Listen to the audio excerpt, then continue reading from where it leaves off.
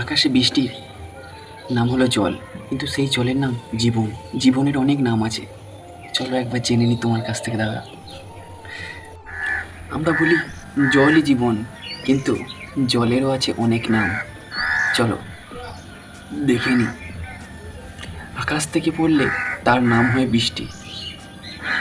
আকাশের দিকে উঠে গেলে তখন তার নাম হয় বাষ্প। যদি জল জমে গিয়ে পড়ে তাহলে তার নাম হয় শিলাবৃষ্টি। যদি পড়ে গিয়ে সেটা জমে যায় তার নাম হয় বরফ। যদি ফুলের উপর পড়ে তাহলে সেটা হয় শিশির। আর যদি ফুল থেকে বের হয় তাহলে হয় আতর। জমাট বাঁধলে হয় হ্রদ, আর বইতে শুরু করলে হয় নদী।